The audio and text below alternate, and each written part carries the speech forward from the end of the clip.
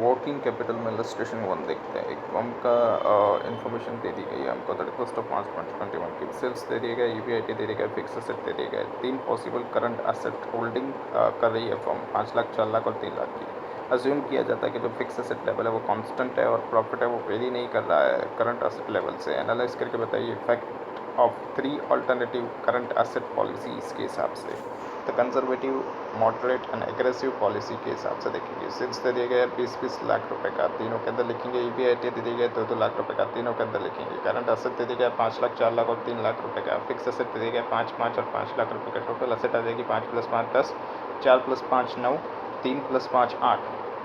Return देखेंगे total asset पे, तो ईबीआईटी को डिवाइड करेंगे टोटल एसेट से। तो ईबीआईटी 2 लाख है, 2 लाख को डिवाइड करेंगे 10 लाख से, तो मल्टीप्लाई करेंगे 100 से, तो कितना आएगा 20% आएगा। 2 लाख को डिवाइड करेंगे 9 लाख से, मल्टीप्लाई विद 100 करेंगे 22.22% आएगा। वैसे ही थर्ड में भी कर देना है। करंट एसेट को डिवाइड करेंगे फिक्स एसेट से, तो करंट एसेट कितना था, तो 5 लाख, उसको डिवाइड करेंगे 10 लाख से तो 1 आ जाएगा। 4 लाख को डिवाइड करेंगे 9 लाख से, तो कितना आ जाएगा 0.8 आ जाएगा। वैसे 3 को करेंगे 8 से, तो कितना आ जाएगा 0.60 आ जाएगा। यहाँ पर कैलकुलेशन से हमको पता चल रहा है कि जो कंजर्वेटिव पॉलिसीज़ है वो उसके अंदर ग्रेटर लिक्विडिटी है, सॉल्वेंसी है फर्म की, लेकिन जो रिटर्न है वो कम आ रहा है ऑन द टोटल एसेट्स।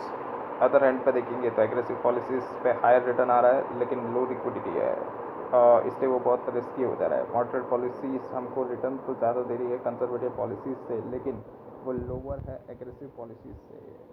वो लेस रिस्की है एग्रेसिव पॉलिसीज़ से, लेकिन रिस्कियर है कंजर्वेटिव पॉलिसीज़ से। डिटरमाइन करना होगा अगर हमको ऑप्टिमम लेवल करंट एसेट के बेस पे, तो फर्म को बैलेंस करके रखना पड़ेगा उसका प्रॉफिटेबिलिटी। ऑपरेटिंग साइकिल देखते हैं। R plus by W plus by F plus by D minus by C. R क्या है, तो raw material storage period. W क्या है, तो work in progress of the inventory holding period. F क्या है, तो finish good storage period. D क्या है, तो रिसीवेबल्स या तो डेटर कलेक्शन पीरियड। सी क्या है, तो credit period allowed by the supplier, bracket में क्रेडिटर्स। जो वर्क इन प्रोग्रेस इन्वेंटरी है उसको टर्म भी किया जा सकता है वर्क कास्ट के बेस पे। जो वेरिएशन कंपोनेंट्स के अंदर आता है ऑपरेटिंग साइकिल में, वो कैसे कैलकुलेट करता है, तो raw material storage period, average stock of the raw material को डिवाइड करेंगे average cost of the raw material consumption पर डे के हिसाब से। Work in progress inventory holding period, average work in progress inventory को डिवाइड करेंगे average cost of the production per day के हिसाब से। फिनिश गुड स्टोरेज पीरियड के अंदर average stock of the finish goods को डिवाइड करेंगे average cost of the goods sold per day के हिसाब से। Receivable debtor collection period, average receivable को डिवाइड करेंगे average credit sales per day के हिसाब से। Average credit period allowed by the supplier, मतलब क्रेडिटर्स। एवरेज पेबल्स को डिवाइड करेंगे average credit purchase per day के हिसाब से। इलस्ट्रेशन 2 देखते हैं। XYZ लिमिटेड का हमको इन्फॉर्मेशन दी गई है, हमको कैलकुलेट करके बताना net operating cycle period, numbers of the operating cycles in year, raw material of the inventory consume during the year दे दी गए, average stock of the raw material, work in progress inventory, average work in progress inventory, cost of the goods sold during the years, average finish goods of the stock held, average collection period from the debtor, average credit period availed, numbers of the days in year. Calculate करके बताना net operating cycle for the period XYZ limited का। तो raw material storage are कैसे निकालेंगे, तो average stock of the raw material को divide करेंगे average cost of the raw material consumed पर डे के हिसाब से। तो 50,000 है, उसको डिवाइड करेंगे किससे, 6 लाख को डिवाइड करेंगे 360 से, तो ये हमारे पास एक दिन का आ जाएगा, तो 1667 आ जाएगा। तो 50,000 को डिवाइड करेंगे 1667 से, 30 डेज आ जाएगा। Work in progress inventory holding period W, average work in progress inventory divide करेंगे average cost of the production per day के हिसाब से। तो average work in progress inventory 30,000 दिया गया है, और work in progress of the inventory 5 lakh को डिवाइड करेंगे 360 से, तो 1389 आ जाएगा। तो 3000 को डिवाइड करेंगे 1389 से, तो 22 डेज आ जाएगा। Finish good storage period F कैसे निकालेंगे, तो average stock of the finish goods को डिवाइड करेंगे average cost of the goods sold per day के हिसाब से। तो 40,000 का है हमारा, उसको डिवाइड किससे करेंगे, तो cost of the goods sold during the years, उसको डिवाइड किया जाएगा 360 से, तो 2 आ जाएगा। तो 40,000 को डिवाइड करेंगे 2 से, तो कितना आएगा 18 डेज आ जाएगा। रिसीवेबल या तो डेटर कलेक्शन पीरियड कितना दिया गया था 45, और credit period allowed by the creditor C, वो कितना दिया गया था हमको, तो 30 डेज दिया गया था। तो net operating cycle R plus by W plus by F plus by D minus by C करेंगे, तो 30 plus by 22 plus by 18 plus by 45 minus by 30 करेंगे, तो 85 डेज आ जाएगा। नंबर्स ऑफ द ऑपरेटिंग के लिए ईयर के स्पेंड करेंगे, तो numbers of the days in year को डिवाइड करेंगे ऑपरेटिंग के पीरियड से, तो 360 को डिवाइड करेंगे 85 से, तो 4.23 टाइम्स आ जाएगा। एस्टिमेशंस देखेंगे करंट एसेट्स का, रॉ मटेरियल इन्वेंटरी का एस्टिमेटेड प्रोडक्शन यूनिट्स के अंदर को डिवाइड करेंगे 12 मंथ या तो डेज से मल्टीप्लाई करेंगे एस्टिमेटेड कॉस्ट पर यूनिट से average raw material storage period से work in the progress of the inventory estimated production units के अंदर उसको डिवाइड करेंगे 12 या 365 डेज से मल्टीप्लाई करेंगे estimated work in progress cost per unit से मल्टीप्लाई करेंगे एवरेज WIP होल्डिंग पीरियड से फिनिश गुड्स का देखेंगे तो एस्टिमेटेड प्रोडक्शन यूनिट्स के अंदर डिवाइड करेंगे 12 मंथ या तो 365 डेज से मल्टीप्लाई करेंगे cost of the production per units multiply by average finish stock average finish good stored period से रिसीवेबल या तो डिटेल्स के अंदर देखेंगे तो एस्टिमेटेड क्रेडिट सेल्स यूनिट को डिवाइड करेंगे 12 मंथ या तो 365 डेज मल्टीप्लाई करेंगे estimated cost of the sales exclude किया जाएगा उसके अंदर से डेप्रिसिएशन पर यूनिट मल्टीप्लाई करेंगे एवरेज रिसीवेबल कलेक्शन पीरियड से कैश एंड कैश इक्विवेलेंट के अंदर minimum desire cash and bank balance जो है जो कि मेंटेन किया जाता है फर्म का उसको ऐड कर देंगे करंट एसेट्स के अंदर कंप्यूट जब करेंगे आप लोग working capital estimations of the current liability देखेंगे तो trade payables estimated credit purchase को डिवाइड करेंगे 12 मंथ या तो 365 डेज से मल्टीप्लाई करेंगे क्रेडिट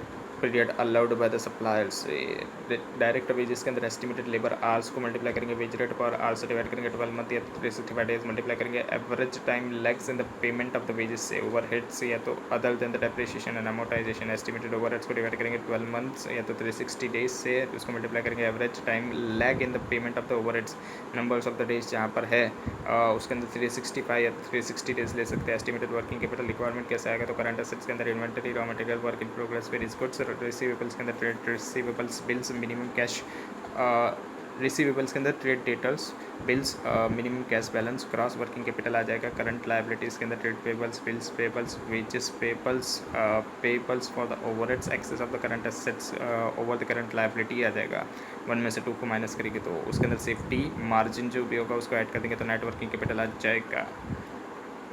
थर्ड देखते हैं on 1st January the managing director of the Noren limited wishes to know the amount of the working capitals required किया जाता है जो कि during the year following information हमको दी गई है और हमको प्रिपेयर करके बताना working capital requirement forecast production previous year का 60,000 यूनिट दे दिया गया है और प्लान किया जा रहा है कि ये लेवल ऑफ द एक्टिविटीज़ जो है वो मेंटेन रहेगी प्रेजेंट ईयर के अंदर भी expected ratios cost of the selling price of the raw material का दी गई 60% डायरेक्ट वेजेस का 10% और ओवरहेड का 20% रॉ मटेरियल जो एक्सपेक्ट किया जा रहा है कि वो रहेगा स्टूल्स के अंदर on an average of 2 month before the issue of the production each unit जो एक्सपेक्ट किया जा रहा है कि प्रोसेस के अंदर होगा वो 1 मंथ का होगा और जो रॉ मटेरियल जो फैट किया जाता है इनटू द पाइपलाइन वो इमीडिएटली रॉ मटेरियल जो है उसको इमीडिएटली फैट किया जाता है पाइपलाइंस के अंदर एंड जो लेबर एंड ओवरहेड्स कॉस्ट है वो अकर हो रहा है evenly during the month finish goods जो है वो स्टे किया जाएगा वेयर हाउस के अंदर जिसका डिस्पैच किया जाएगा कस्टमर्स को approximately 3 months credit allowed by the creditors कितना 2 मंथ का है from the date of the delivery of the raw material और क्रेडिट अलाउड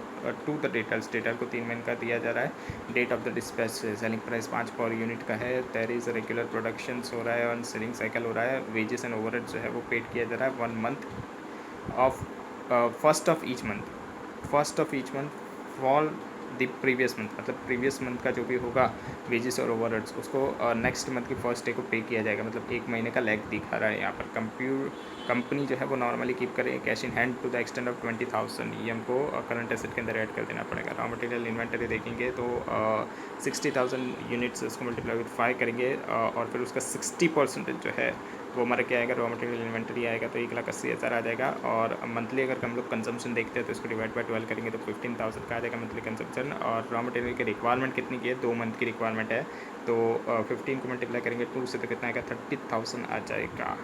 WIP देखेंगे तो WIP में रॉ मटेरियल जो है वर्क इन प्रोग्रेस के अंदर वो कितना दिया गया था तो हमको बोला गया था ईच यूनिट जो एक्सपेक्ट किया जा रहा है रॉ मटेरियल वो कितना का था 1 मंथ का था तो उसको 15 को मल्टीप्लाई करेंगे 1 से तो कितना आएगा 15,000 आ जाएगा।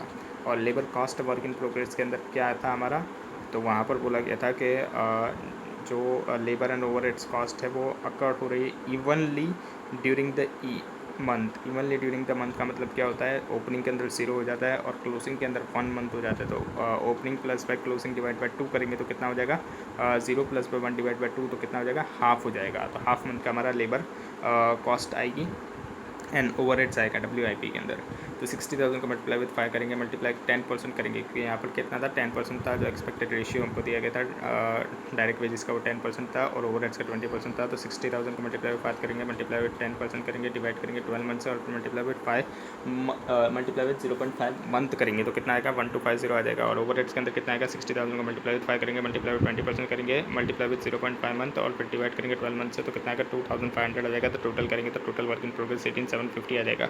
फिनिश गुड्स देखेंगे तो तो वो 3 month cost of the production का दिया गया है। कहाँ दिया गया था? यहाँ पर दिया गया था फिनिश गुड्स जो कि स्टे रहेगा वेयर हाउस के अंदर डिस्पैच टू कस्टमर, वो अप्रॉक्सीमेटली 3 मंथ था। तो 3 मंथ किसका होगा? तो कॉस्ट ऑफ द प्रोडक्शन का होगा। तो रॉ मटेरियल देखेंगे तो 60,000 का मल्टीप्लाई विथ 5 करेंगे और फिर कितना करेंगे 60% करेंगे उसका, और फिर मल्टीप्लाई विथ 3/12 करेंगे। यहाँ पर क्या हो रहा है कि यहाँ पर सिर्फ परसेंटेज में चेंज आ रहा है रॉ मटेरियल, लेबर और ओवरहेड्स के अंदर, इसलिए हम लोग ऑल्टरनेटिव वाला देख लेंगे। तो 60,000 का मल्टीप्लाई विथ 5 करेंगे और परसेंटेज का टोटल कर लेंगे। तो कितना है 60, 10 और 20, तो 90% आ जाएगा।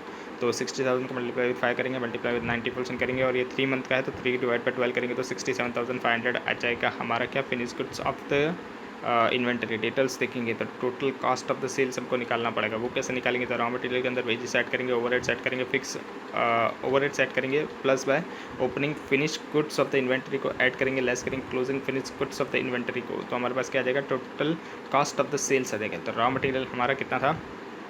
तो 1,80,000 का जो कि हमने फाइंड आउट किया था raw material of the inventory 1,80,000। WIP हमने देखा था 18, WIP नहीं है, यहाँ पर वेजेस है। वेजेस कितना देखा था हमने? तो वेजेस हमारा आ रहा है 30,000 का। वो वेजेस 30,000 का आ कैसे रहा है?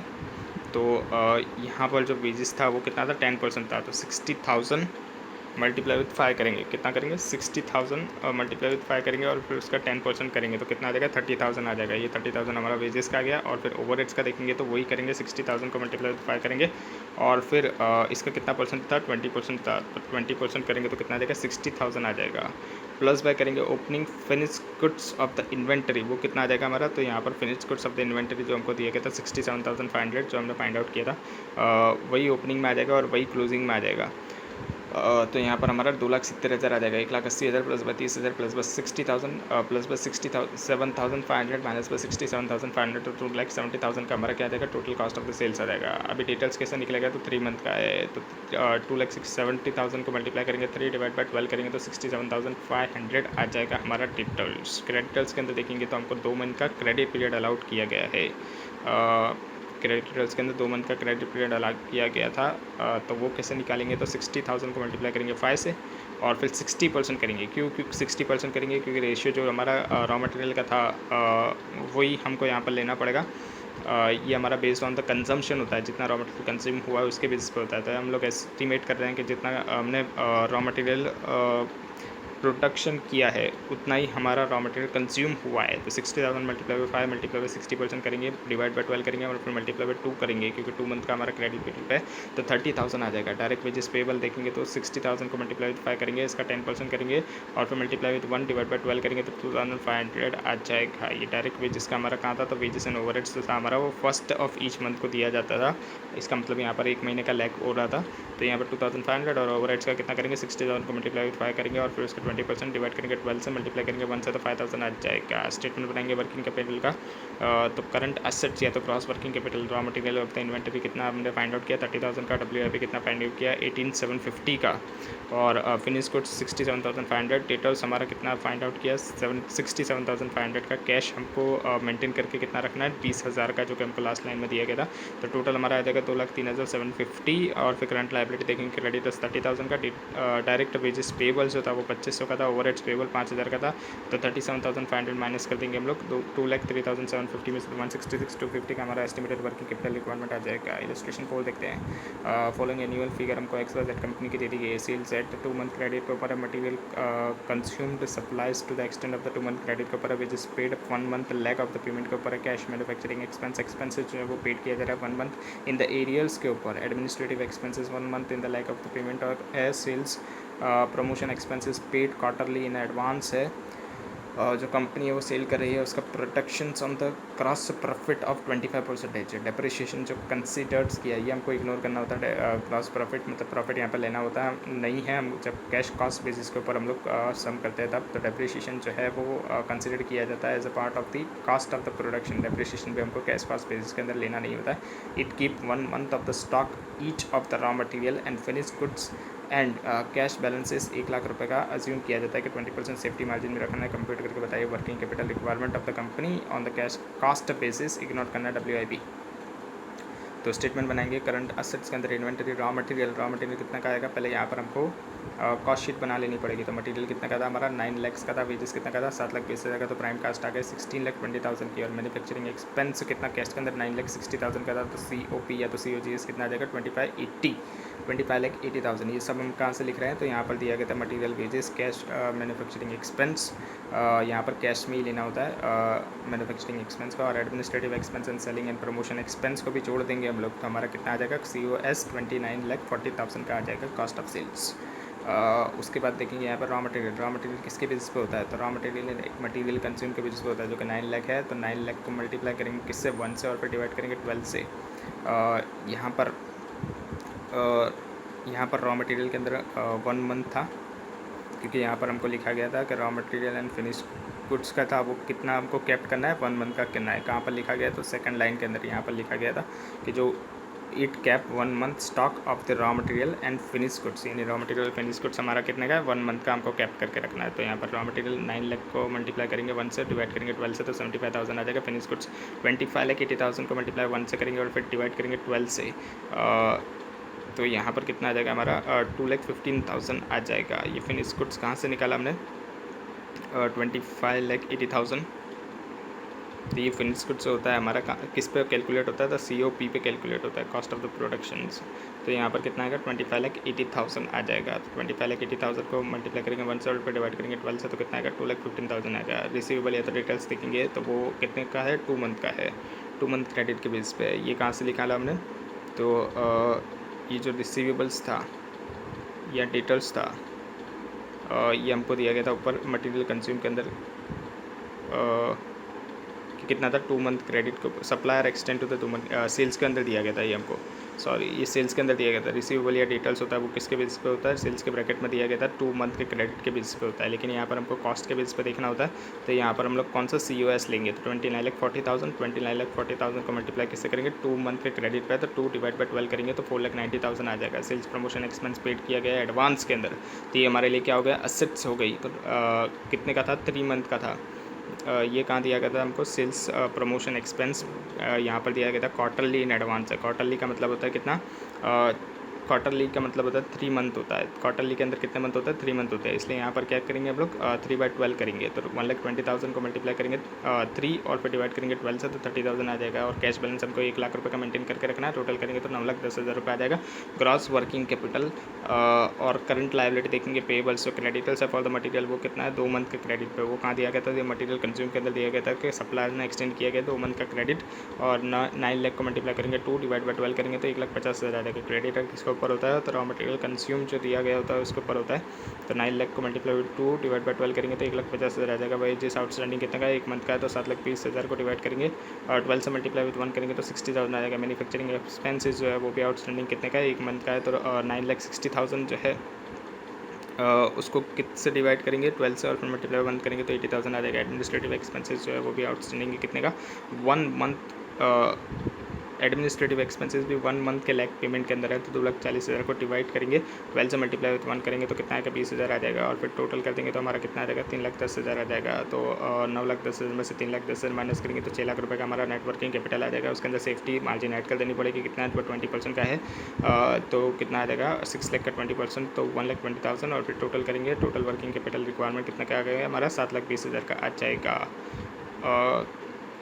6 लाख प्लस 1,20,000 तो कितना आ गया 7,20,000 का आ गया। इलस्ट्रेशन 5 देखते हैं। एक एंटरप्राइज दे दिए है, उसका 31/3/2021 का दिया गया है। सिंगल शिफ्ट वर्किंग का हमको दिया गया है। Cost structure, cost of the material दिया गया है पर यूनिट के हिसाब से रुपीज़ के अंदर दिया गया है। वेजेस जो कि आउट ऑफ विच 40% फिक्स है, मतलब 5 का 40% करेंगे हम लोग तो कितना आ जाएगा हमारा 2 रुपये आ जाएगा। 2 रुपये फिक्स है तो बाकी का 3 रुपये क्या हो गया वेरिएबल हो गया। ओवर रेट्स के अंदर 80% फिक्स है तो 5 का 80% करेंगे तो कितना आएगा 4 रुपये हमारा फिक्स है, तो बाकी का हमारा 1 रुपया क्या हो जाएगा वेरिएबल हो जाएगा। प्रॉफिट दे देगा 2 रुपये पर यूनिट के हिसाब से। सेलिंग प्राइस दे देगा 18 पर यूनिट के हिसाब से, और सेलिंग ड्यूरिंग द ईयर 20-21 का दे देगा 4,32,000। इसको डिवाइड करके 18 से तो हमारा 24,000 का हमारा क्या आ जाएगा यूनिट्स आ जाएंगे जो कि हमने सेल्स किए थे 20-21 के अंदर। 31/3/2021 का हमको डेटा दिया गया है। Stock of the raw material at cost 36,000 22,000 work in progress valued at prime cost, 22,000 finish goods जो है वो वैल्यूड किया जाता है टोटल कॉस्ट के ऊपर 72,000 और सैलरी डिटेल्स जो है 1,08,000 के दिए गए in the view of the increase market demand के इंक्रीज़ की वजह से हमने प्रपोज किया कि डबल कर देंगे productions by working the extra shift, एक एक्स्ट्रा शिफ्ट लगा के डबल कर देंगे प्रोडक्शन। अभी कितना कर रहे थे 24,000 का कर रहे थे सिंगल के अंदर, और डबल कर देंगे तो कितना हो जाएगा 48 का हो जाएगा। It is expected that 10% discount भी मिलेगा सप्लायर के पास से रॉ मटेरियल के परचेज़ के अंदर, क्योंकि हम लोग इंक्रीज़ कर रहे हैं वॉल्यूम ऑफ द बिजनेस इसकी वजह से। ठीक है, तो अभी हम कितने के अंदर कॉस्ट ऑफ द मटेरियल लेकर आए थे 6 रुपीज़ का, 6 के में से माइनस करेंगे 10% है तो कितना आएगा 5.40 का हमारे पास आ जाएगा अभी जब हम परचेस करेंगे डबल शिफ्ट के अंदर। तो क्रेडिट जो पीरियड है वो अलाउड किया गया है कस्टमर को और रिमेन अनऑल्टर है, और सेलिंग प्राइस भी रिमेन सेम रहेगी। क्रेडिट जो अवेल किया गया है फ्रॉम द सप्लायर वो कंटिन्यू रहेगा at the present level, that is 2 month. Supplier के पास से जो क्रेडिट लिया गया है वो 2 मंथ के क्रेडिट पीरियड के ऊपर है। लैग होगा पेमेंट ऑफ द वेजेस के अंदर एंड एक्सपेंसेस का, जो कि कंटिन्यू रहेगा हाफ मंथ के लिए। You are required to prepare, हमको प्रिपेयर करना है एडिशनल वर्किंग कैपिटल रिक्वायरमेंट। अगर पॉलिसी जो है वो इंक्रीज़ की जाएगी आउटपुट इन इम्प्लीमेंटेड, मतलब हमको सिंगल और डबल दोनों के अंदर देखना होगा। तो पहले कॉस्ट शीट बनाएंगे सिंगल और डबल की, तो 24,000 यूनिट्स आएगा। वो कैसा है मैंने बताया 4,32,000 को डिवाइड करेंगे 18 से, तो हमारे पास कितना आएगा 24,000 का यूनिट्स आ जाएगा। सिंगल के अंदर आ गया और डबल के अंदर तो डबल कर देना है, तो 48,000 आ जाएगा यूनिट्स। और फिर मटेरियल के अंदर देखेंगे तो 6 रुपीज़ पर यूनिट के हिसाब से था, और डबल के अंदर तो डिस्काउंट मिलेगा तो 10% का डिस्काउंट आएगा तो 5.40 हो जाएगा। तो मल्टीप्लाई कर देंगे यूनिट से 24,000 को मल्टीप्लाई करेंगे 6 से तो 1,44,000, 48,000 को मल्टीप्लाई करेंगे 5.40 से तो 2,59,200 आ जाएगा। वेजेस देखेंगे तो फिक्स का हमारा कितना 5 रुपये का 40% हमारा फिक्स था। तो 5 रुपये का 40% कितना था 2 रुपये था, तो 2 रुपये का मल्टीप्लाई करेंगे 24,048 आ जाएगा। फिक्स तो फिक्स ही रहता है, आप सिंगल में करो या डबल में करो तो 48, डबल में भी 48 ही लिखेंगे। और वेरिएबल्स कितना था वो कराएगा 3 रुपीज़ पर यूनिट के हिसाब से था। 24 को मल्टीप्लाई करेंगे 3 से 72,000 आ जाएगा, और 48 को मल्टीप्लाई करेंगे 3 से तो 1,44,000 आ जाएगा। और फिर टोटल देखेंगे तो पीसी आ जाएगा हमारे पास 2,64,000 और 4,51,200। ओवरहेड्स के अंदर भी फिक्स्ड कितना था हमारा, तो 4 रुपये का फिक्स था।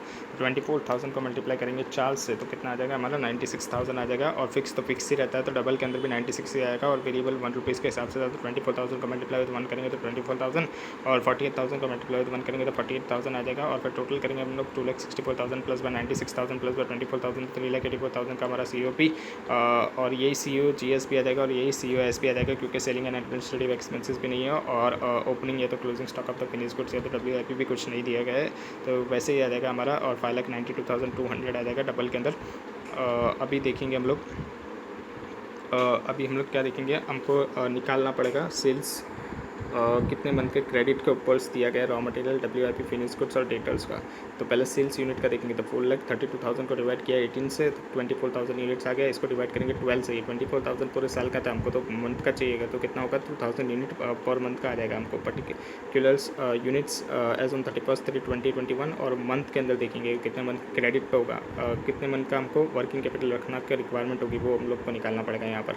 तो रॉ मटेरियल के लिए कितना आएगा, तो 36,000 को डिवाइड करेंगे 6 से। ये 36,000 कहाँ से आया, तो ये हमको दिया गया था stock of the raw material at cost 36,000। इसको डिवाइड कैसे करेंगे cost of the raw material 6 से, तो कितना आ जाएगा हमारे पास, तो हमारे पास आ जाएगा 6,000 यूनिट्स आएगा। और 6,000 को डिवाइड करेंगे 2,000 से, 2,000 सेल्स यूनिट से, तो हमारे पास कितना का आएगा 3 मंथ का आ जाएगा। और WIP के अंदर देखेंगे तो WIP किसके ऊपर वैल्यूड करना था हमको, तो WIP जो हमारा था वो वैल्यूड करना था हमको प्राइम कॉस्ट के ऊपर। तो 22,000 को डिवाइड करेंगे 6 plus by 5 cost of the material plus by wages को ऐड करेंगे तो हमारे पास क्या आ जाएगा प्राइम कॉस्ट आ जाएगा। 6 प्लस बाय 5 कितना होगा 11 होगा। तो 22,000 को डिवाइड करेंगे 11 से तो कितना आ जाएगा 2,000 आ जाएगा। और फिर 2,000 को डिवाइड 2,000 करेंगे तो 1 मंथ आ जाएगा। फिनिश गुड्स के अंदर देखेंगे तो 72,000 उसको किस पे डिवाइड करेंगे टोटल कॉस्ट के ऊपर वैल्यूड किया गया। तो 6 प्लस बाय 5 प्लस बाय 5 ये 5 ओवरहेड्स का है उसको भी जोड़ देना पड़ेगा। तो टोटल हमारे पास आ जाएगा टोटल कॉस्ट तो 72,000 को डिवाइड करेंगे 16 से तो कितना आएगा 4,500 और 4,500 को डिवाइड करेंगे 2,000 से 2.25 आ जाएगा हमारा मंथ। और डिटेल्स के अंदर देखेंगे तो 1,08,000 को डिवाइड किससे करेंगे 1,08,000 को हम लोग डिवाइड करेंगे किससे 18 से। 1,08,000 को डिवाइड किससे करेंगे 18 से करेंगे।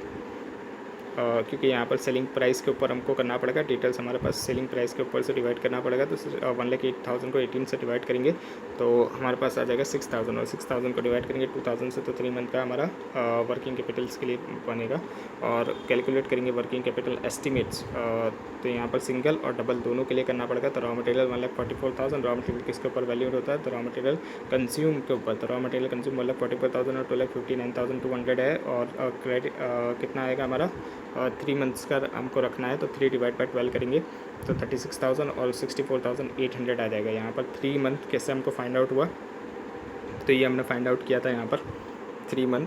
और फिर WIP के लिए देखेंगे तो WIP के लिए यहाँ पर हमको ध्यान रखना होगा कि यहाँ पर हमको यूनिट्स से मल्टीप्लाई करना होगा, पर यूनिट यूनिट्स को पर यूनिट से मल्टीप्लाई करना होगा। यहाँ पर हम लोग WIP के अंदर भले ही हम लोग सिंगल करें या डबल करें, WIP के अंदर हमारा यूनिट्स होगा वो सेम ही रहेगा, मतलब 2,000 यूनिट्स है तो 2,000 यूनिट्स ही रहेगा, खाली पर यूनिट हमारी चेंज हो जाएगी। तो 2,000 को मल्टीप्लाई विथ 11 से करेंगे तो हमारा कितना 22,000 आ रहा था। तो सिंगल के अंदर 22,000 आ जाएगा, और फिर 2,000 को मल्टीप्लाई पर यूनिट 9.40 से करेंगे।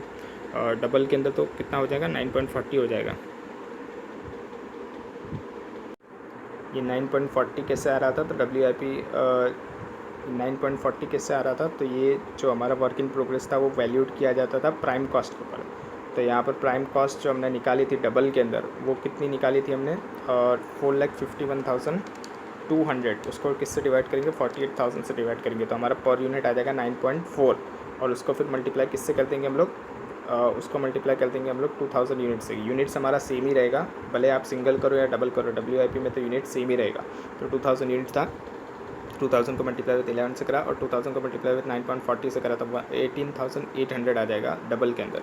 फिनिश गुड्स के लिए देखेंगे तो 3,84,000 जो था हमारा वो क्या था, COGS या तो COS 3,84,000 का आ रहा था। और सेकंड के अंदर क्या आ रहा था, 5,92,200 आ रहा था। और क्रेडिट पीरियड हमारा कितना था, 2.25 का था। तो 2.25 फिनिश गुड्स के अंदर कितना रखना था हमको, तो 2.25 मंथ का रखना था। तो 3,84,000 को मल्टीप्लाई करेंगे 2.25 से, डिवाइड करेंगे 12 से, तो कितना आएगा 72,000 आ जाएगा। 5,95,200 को मल्टीप्लाई करेंगे 2.25 से, डिवाइड करेंगे 12 से, तो 111,600 आ जाएगा। और फिर डिटेल्स के अंदर क्या आएगा, 3,84,000 आएगा, उसको मल्टीप्लाई विथ 3 और फिर डिवाइड विथ 12 से करेंगे तो 96,000 आ जाएगा।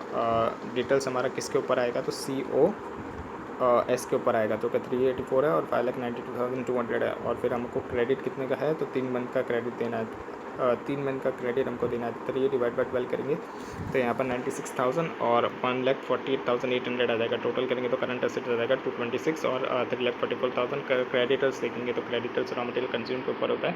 तो 1,44,000 को मल्टीप्लाई करेंगे 2 डिवाइड बाई 12, क्योंकि यहाँ पर क्रेडिटर्स के लिए हमको क्या दिया गया था, क्रेडिटर्स के लिए 2 मंथ का हमको क्रेडिट पीरियड हमको दिया गया था क्रेडिटर्स ने 2 मंथ का। तो इसलिए यहाँ पर 2 डिवाइड बाई 12 करेंगे तो 24,000 और 2,59,200 को मल्टीप्लाई करेंगे 2 डिवाइड बाई 12 से, तो कितना आ जाएगा, वो आ जाएगा 43,200। और आउटस्टैंडिंग वेजेस एंड ओवरहेड्स यहाँ पर दोनों एक साथ ही ले लिया है, क्योंकि यहाँ पर दोनों कितने का लैग के ऊपर था, हाफ मंथ के लैग के ऊपर था, इसलिए दोनों एक साथ ले लिया है, आपको अलग अलग करना होगा। तो यहाँ पर 2,40,000 आ रहा है, वो कैसे आ रहा है, तो यहाँ पर वेजेस का देखेंगे तो 48,000 प्लस बाय 72,000, तो वेजेस का आएगा 1,20,000 प्लस बाय ओवरहेड्स का 96,000 प्लस बाय 24,000 करोगे तो 2,40,000 आ जाएगा। और 2,40,000 को मल्टीप्लाई किससे करेंगे, 0.5 डिवाइड करेंगे 12 से, क्योंकि 0.5 हमको दिया गया था, 0.5 मंथ दिया गया था हमको लैग पीरियड का। तो कितना आएगा हमारा 10,000 और 3,36,000 को मल्टीप्लाई करेंगे 0.5 डिवाइड बाई 12 से, तो 14,000 आएगा। तो यहाँ पर 34,000 और 57,200 हमारा करंट लायबिलिटी सिंगल और डबल के अंदर आ जाएगा। माइनस कर देंगे 226 में से 34,000, तो 1,92,000 का नेट वर्किंग कैपिटल से आ जाएगा। और यहाँ पर 344 में से माइनस करेंगे 57,200, तो 2,86,800 आ जाएगा। इंक्रीमेंट देखेंगे हम लोग वर्किंग कैपिटल के अंदर, तो कितना आएगा 2,86,800 में से माइनस करेंगे 1,92,000, तो 94,800 का हमारा इंक्रीमेंटल वर्किंग कैपिटल आ जाएगा, 94,800।